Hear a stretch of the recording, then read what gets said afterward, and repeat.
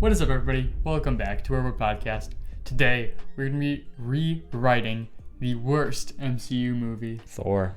Not actually the worst. In fact, this one was kind of tough to rewrite because fundamentally, it's not all that bad. But where a lot of the problems come in, and I think where we'll start off the batch on, is the direction. Very, very corny. Yeah. Feels like a L'Oreal ad. Yeah. It has all those Dutch angles, and it's trying to be Shakespearean. I think you can pull back a little bit on that. Definitely pull back on the Dutch angles. And make it place, instead of taking place in New Mexico in a desert, make it take place in a lush jungle environment. No, I'm kidding on that one. Because it contrasts, John, because it's desert and then gold palace. All right, man. The action scenes need to be better. Better shot, blah, blah, blah. But, we can only say so much. But you understand. That's some of the fundamental problems with the movie. But on this notebook here, we have some other changes we'd like to see in a better version of Thor. So, the first act, imagine everything's relatively the same. What we're changing is what we're saying. You know what I mean? Odin has maybe a little bit more characterization in the beginning. Yes. He's fighting the frost giants. They're like, you're evil. Because the implication of Odin that they never really dive into in the MCU, but it seems to be in the comics, is that, as far as I can tell, don't quote me on this, that he thinks that he can protect the universe, or his watchful eye over the universe is a good thing. But should one man really have that much power and ego? And also, later on in Thor Ragnarok with Hela, we see a little bit of a difference in Odin's backstory, so we wanted to plant some seeds here as well for that.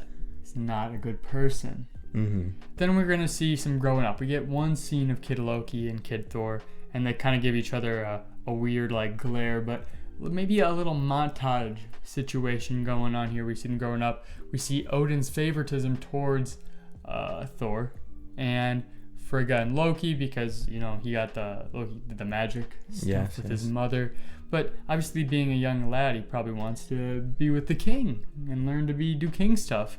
So you can build a resentment from day one. He just has daddy issues. Well, he thinks he does. He has two, and neither of them love him. What a situation to have. Maybe throwing some Warriors 3 in those flashbacks. I don't know. I always got the vibe that they're supposed to be older than Thor, like older cousin type beat. Yeah, maybe. I don't know, but very clearly have a detest of Loki. I mean, because they didn't grow up. Maybe, yeah. I mean, he's magic and he's weird. Maybe if they're older cousins as well, maybe they know he's a frost giant. Or they know there's something up with him anyway. He's adopted. And then, again, we're kind of keeping it similar. Thor's arc would be the same. So he's greedy and he's being what do they call it? I don't know. He's becoming king, The whole ceremony's happening, right? He thinks he's on top of the world. And one of the reasons for this is because they know the Odin sleep is coming up and he's getting older. And with each one, maybe there's a drain in power. Yeah. And so they're preparing for, point, each Odin sleep is actually supposed to recharge the power, yeah. But right now he's kind of weak. At some point they're waiting for him to just float away like he does in... But yeah, so instead of, how in Thor 1, you kind of have that random moment where he just falls asleep. Right. And it's they're like, it's not supposed to happen yet. They know it's coming up, and it's it's supposed to happen when it happens. The biggest problem, I think, with that part is that, and this is another thing we're going to fix, we have a loan coming in from a gracious donor, John, is giving us a loan. So we're going to pay Anthony Hopkins a little bit more and hope that he gives a little bit more passionate of a performance. He needs a little more of an incentive. A little more juice. He actually, Anthony Hopkins, well, it said not Anthony Hopkins was the account name, commented on one of our videos and really? It said Odin should have a sex scene with his wife. So yeah, he's going to have he's just really going to be in love with his wife. And, maybe actually have a conversation. I don't know if they even talk in this movie or in the MCU at all. Rarely, at least. I mean, but at the point, we did mention this a little bit before as well. What do you talk to with a wife after 3,000 years? Just say something. Maybe argue about whether they should banish Thor or something. I mean, that would come later. But anyway, I think the best thing to do at this point in the movie is you're kind of touching generally over this stuff. Give it a little bit more, show the family dynamics. And then we have the heist scene where a couple frost giants come and get their dirty hands all over. What were they trying to steal? The Bifrost? Isn't it actually the Tesseract? Oh yeah, it is right? the Tesseract. Yeah, it's the Tesseract. Trying to get their slimy hands on the Tesseract. How would we fix this? A better action scene. Maybe see Loki's magic and, proper. Maybe you see Thor, like, going through a building, or just not what happened where the Destroyer just comes out or whatever. I guess you need to set that up, but maybe have that in there, but just make it look better. Yeah, it doesn't look good. Maybe the whole reason that they were able to get so far into the castles. Well, I mean, obviously Loki's working with them. That's part of the reason. Mm-hmm. But also maybe part of the reason is that they were able to evade Odin for so long, and there's because he's weaker right now as well. Yeah, they know what's going down. So then you have Thor's like, let's go take these mofos down, and you'd have like a parallel to the opening scene where Odin takes them down, and that's kind of the setup and push for his arc, because Odin's, now he's old and he knows what he did was wrong. One thing I do make sure we want to keep 100% is that line of dialogue where it's actually Loki's idea to go fight them. Yeah. And he's like, no, I know what you're thinking. Like he brings up the idea, and then he's like, no, I know what you're thinking, and he completely manipulates Thor to go do it. Loki's clean villain. He, Odin's like, what are you doing? That's immature. I did that one time, and I shouldn't have done it. Whatever. I don't know. I feel like I get the vibe Odin is not a good person, so we don't have to lean all the way into like morally. But like, I think that because he thinks he's morally righteous at this point. But he's not, because he cannot take away his sins. And there's a lot of scenes of, him giving more wisdom rather than saying, don't do that. Like, a little more explanation. Maybe they wrote it in better in the script, and then Anthony Hopkins was like, nah, I got a better idea. He's just like, no. He's like, don't do it. They're like, no, say the line. Anyway, so this leads to the Earth stuff, which is actually pretty good. Pretty well paced. So we'd be keeping that for the most part. Maybe we wanted to give Eric Selvik a little bit more character. Maybe he has a knowledge in the Norse mythology, because he's obviously like Norwegian, and he's like the best one of those three on Earth. So let's give him a little bit more. You have the same. What's the heist, John? What are they trying to get back? What's Thor trying to get? No, try to say it, Jack. No, I mean it's fine. What is he? Mjolnir. Mjolnir. What is it? Mjolnir. Yeah, that heist, and you could just say trying to get his hammer back. Trying to get the hammer back, that's right. And, then Loki's on Earth, and he's like, or on Asgard, and he's like, you suck. And he's given the performance of the movie. And then, because we paid Anthony Hopkins a little bit more, he's given a great performance back. And Loki's like, you're a bad king, and you're a bad father, and this and that. And he calls him on everything, and then just passes out. Mm-hmm. Although, again, I don't know if I'd want... Maybe not so, like... Maybe, I don't think he needs to pass out mid-argument. No, not mid-argument. I'm thinking he walks all the way down the stairs, maybe, instead of, like, halfway. And then he's like, I tried, or, whatever. He tries to fight back, but obviously it's like when you're wrong in an argument, and you're just getting pounded. So Loki's pounding him, and then, he's like, I'm sorry, or something, and he passes out. I mean, in all honesty, I don't even think we really need to make him pass out in this scene. It could be a separate scene. Like, he could just, leave that argument, be like, oh, my kid's pouting again. No, but we're moving efficiently. Away. We can't cut to a different scene and have him pass out.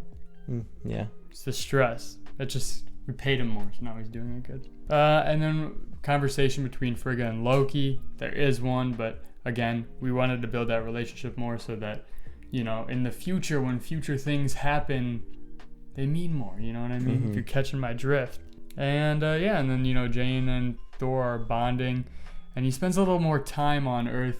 Well, I can't quite tell how much time is supposed to spend in the movie, but we're saying like 2 weeks, really getting to care about these people. Getting accustomed. On a human level. And, he's walking through the town, he's throwing coffee. That's all good. That's all good stuff. I really don't know how you would change it while you're also building the Asgard stuff, conversations with Loki and the Warriors 3 and their disdain for him and their worry and whatnot. But now Loki is king, and there is no stopping King Loki. Of course not. So this is when the plan starts to fall in action. Similar to the actual movie, he brings in Laufey, and he's like, you can kill my father. And then he backstabs him, and he kills him, and now Jotunheim is defenseless because there's leaders dead, and they have no idea because it was supposed to be like a secret heist, blah, blah, blah, you know what I mean? And Loki plans on, and Thor isn't even a threat to Loki at this point because he's banished. Loki wouldn't think that he'd be able to get the hammer back, and goes to destroy Jotunheim when he senses something, John. Senses Thor. Thor is becoming worthy. He's been banished. He's learning his lesson. He's learning to truly care about people, because once he's understanding that Earth isn't a place to go conquer or save or be reckless at, because there's people on there and they all have their own lives, and he's realizing that through Jane and Eric and whatnot. And so Loki realizes he might be worthy again, and so then he sends the Destroyer, Bifrost, that thing or whatever, and that's when the Warriors 3 sneak in, and Heimdall's chill in this movie, so he's like, go, he just sent blah blah blah, and then the whole thing happens. I still want to keep Thor getting absolutely just bitch slapped. I say keep that, but the scene where he gets the hammer. He gets the hammer is a little strange. It's just like he's dead, and then it's just cuts. He's yeah, not like he doesn't need to be dead. Maybe he levitates. He could be like bleeding out even. Yeah, he doesn't need to die. He doesn't need to do the. Yeah, and he literally make that noise too. So, he gets the hammer. It's epic, and instead of like, one punching the Destroyer, maybe there's an actual fight scene. Like the Destroyer is an actual threat, and then Loki is like, oh no, we're getting attacked or whatever, and he's going off, and Heimdall's like, I can't let you go or whatever, because he knows it's about to go down, and that's when Thor arrives, and then you get the fight scene on Asgard, and it's like emotional, because obviously, Loki is his brother, and he's betraying him. He doesn't know if he had anything to do with Odin. His father might be dying, so a stressed Thor fights a vengeful Loki, and it's a powerful fight. And we want them to fight throughout Asgard. Show a little bit of destruction. Show their power. Show their power. You don't really get that in this movie. Show the scale, right? Also, forgot to say, like, Jane almost dies or something. So then Thor's like, Loki. Just a little bit more character motivation, and he had to do a rushful goodbye. So then once you get to the Bifrost, as you're like, or the Rainbow Bridge, sorry, as you're like going throughout Asgard. Destroying it is so sad, and then Loki sacrifices himself and Odin wakes up, and that's all similar. I think that once they get on the bridge, it's a pretty good fight, but there's no really good build up or really emotional beats, or I don't know, except for when Falls. That's so sad. Yeah. Where does he fall though, John?